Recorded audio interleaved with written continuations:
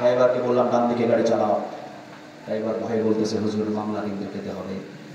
আমি অবস্থা নিয়ে আমাকে বেশি না 25,000 টাকার মামলা দিয়ে দিলেন। 25,000 টাকার মামলা দিয়ে উনি আমাকে বললেন যে হুজুর 25,000 টাকার মামলা নিয়ে বাম দিকে সোজা চলে। তাহলে তাগুতকে যে প্রথমত অবস্থায় ক্ষমতার চেয়ারে বসবে, ক্ষমতার চেয়ারে বসার পরে সে আল্লাহর বিধানের আইন সব ভুলে যাবে, এরপরে নিজ ইচ্ছায় আইন বানাবে, ওই আইন আবার বাস্তবায়ন করার জন্য মানুষদেরকে বলবে, মানুষরা যদি না মানে তাদেরকে আরেকবার বোঝাবে, আবার যদি না মানে তাদেরকে জরিমানা করবে, তাদেরকে জেল দেবে, তাদেরকে হামলা দেবে, মামলা দেবে, প্রয়োজনে যদি না মানে ফাঁসির মঞ্চে গিয়ে ঝোলাবে। এরাই তাগুত। কথাটা কার? আর একটু জোরে বলতে হবে কথাটা কার? উদাহরণ যদি দিই তাহলে বুঝে নেবেন। আমার গাড়ি নওগাঁ শহর থেকে রাজশাহী শহরের দিকে রওনা দিয়েছে। রাসূলের সুন্নাহ হলো ডান দিকে চলাচল করা, রাসূলের সুন্নাহ হলো ডান দিক দিয়ে চলাচল করা। আমি আমার ড্রাইভারকে বললাম মাহফিল করতে যাব মামলা থানায়, বাম দিক দিয়ে কেমনে যায়? বাম দিকে চলবে ইহুদি, নাসারা, বেঈমান, সমস্ত ওই যে পশ্চিমা দেশের যে মুদি, হ্যাঁ, এগুলো চলবে হলো বাম দিক দিয়ে, হিন্দুস্তানিরা চলবে বাম দিক দিয়ে। আমি তো মুসলমান, আমি তো ওমরের উত্তরসূরি, আমি চলবো সৌদি আরবের আইন অনুযায়ী, আমি চলবো মক্কার আইন অনুযায়ী, আমি চলবো মদিনার বিধান অনুযায়ী। মদিনাতে চলে ডান দিকে গাড়ি, মক্কায় চলে ডান দিকে গাড়ি। তারা ডান দিকে রাসূলের সুন্নাহটাকে বেছে নিয়ে সেটাই বাস্তবায়ন করেছে পার্লামেন্ট থেকে। আমি চলবো ডান দিকে। যাও মিয়া। ড্রাইভারকে বললাম ডান দিকে গাড়ি চালাও। ড্রাইভার ভয়ে বলতেছে হুজুর মামলা কিন্তু খেতে হবে। আমি বললাম কে মামলা দেবে? আমি দেখবো, চালাও। ডান দিক দিয়ে গাড়ি ড্রাইভ করেই 10 কিলো না আসতেই সতীহাটে আমাকে ধরে বলছে, বলতে হুজুর দাঁড়াও, কি ব্যাপার, রং সাইডে কেন গাড়ি ড্রাইভ করছেন? সার্জনকে আমি বললাম স্যার এটা তো রং সাইড নয়, 1400 বছর আগে রাসূল চলছেন ডান দিক দিয়ে, আমিও চলতেছি ডান দিক দিয়ে। উনি বলতেছেন 1400 বছরের আইন তো বাংলাদেশে চলে না, বাংলাদেশে চলে যারা ক্ষমতায় বসে আছে তাদের আইন, ঝামেলা এখানে।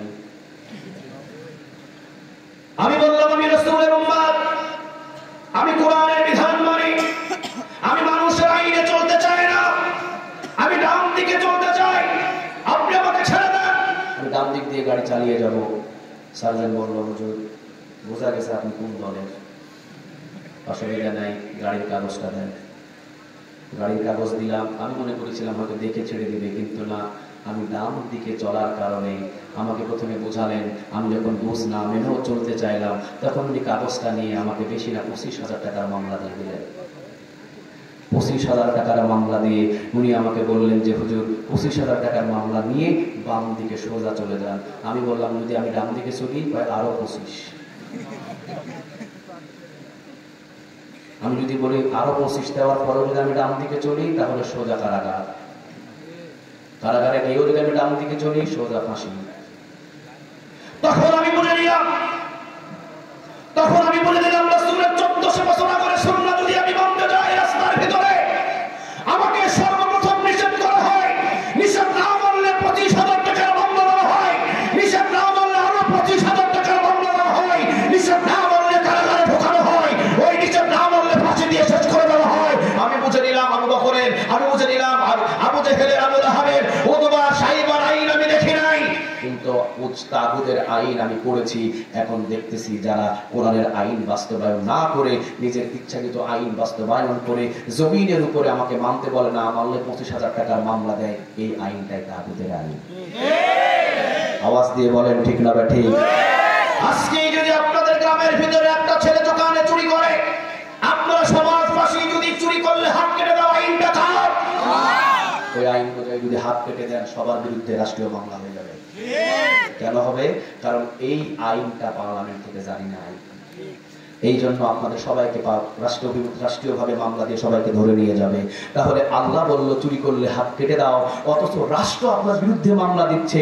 বোঝা যায় রাষ্ট্র নিজ ইচ্ছায় একটা আইন বানাইছে, আল্লাহর কোরআনের আইন সে বাস্তবায়ন করতে দিচ্ছে না। ঠিক না বেঠিক? যারা রাষ্ট্রীয়ভাবে নিজের ইচ্ছায় আইন বানায়, আল্লাহর কোরআনের আইন মানতে গেলে হামলা দেয়, মামলা দেয়, আল্লাহ বলছেন ওরাই তাগুত। ওরাই কি? আর ওই তাগুত থেকে আল্লাহ বলছেন সূরা আল বাকারার 256 নম্বর আয়াত, ফামাইয়াকুর বিত তাগুত, আগে তাগুতদের তালাক দাও, ওয়া ইউমিন বিল্লাহ, এরপর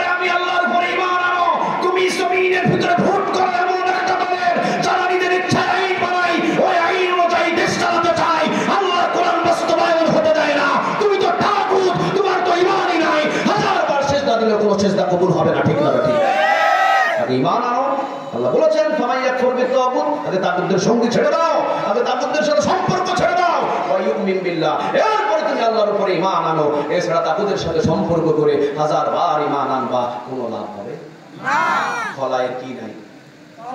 কথা বলেন, মাছ মারছে, মাছ রাখছে, কিন্তু খলায়ের কি নাই? খলা নাই। তাগুতের সাথে সম্পর্ক রাখার কারণে হাজার বার হজ করেছো, কোনো হজ তোমার আমলনামায় জমা হবে না। এখন